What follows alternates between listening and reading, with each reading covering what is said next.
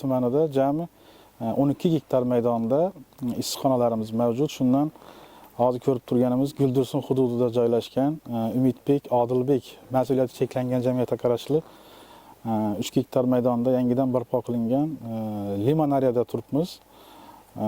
Oxirgi yillarda issiqxona sohasini rivojlantirish bo'yicha bir qancha qaror va farmonlar qabul qilingan.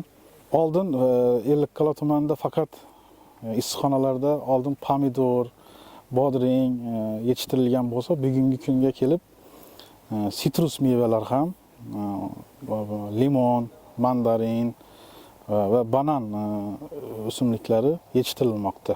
Bu issiqxonada yetishtirilgan limon mahsulotlari asosan Toshkent hamda Nukus shaharlari, ya'ni ichki bozorga yo'naltirilmoqda.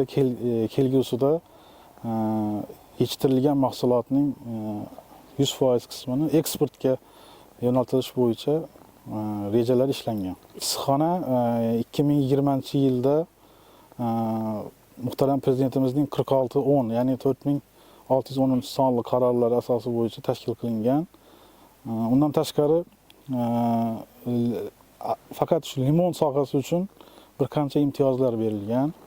1 sotik maydonda limon tashkil qilinadigan bo'lsa 300 ming so'mdan, ya'ni gektariga 30 million so'm bo'ladi. Bu yerda hozir 3 gektar maydonda limonariya tashkil qilingan.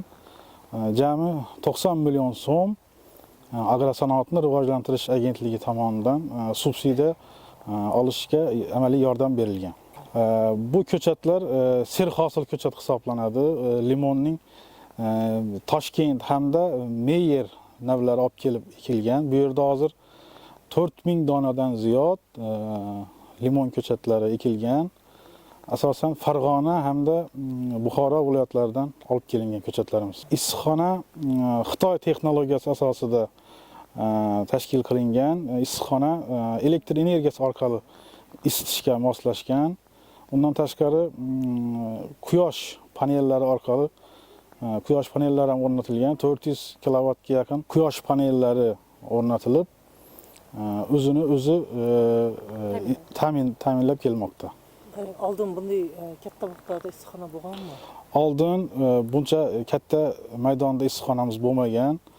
Shu muhtaram prezidentimizning issiqxona sohasiga, limonariya sohasiga berilgan imtiyozlari hamda subsidiyalari natijasida barpo qilindi.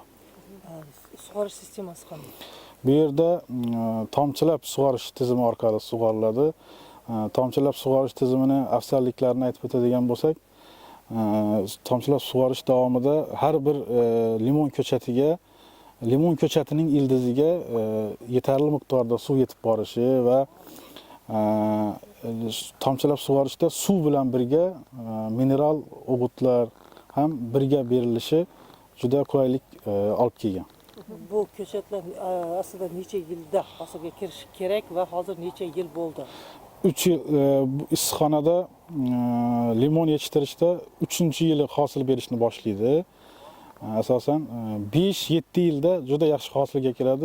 Bu issiqxonada ko'rib turganingizdek limonning Meyer serhosil navi ekilgan. Bu agar agrotexnik tadbirlar o'z vaqtida olib borilsa, ushbu limon ko'chatining bir tupidan 100 kilogrammgacha hosil olishimiz mumkin.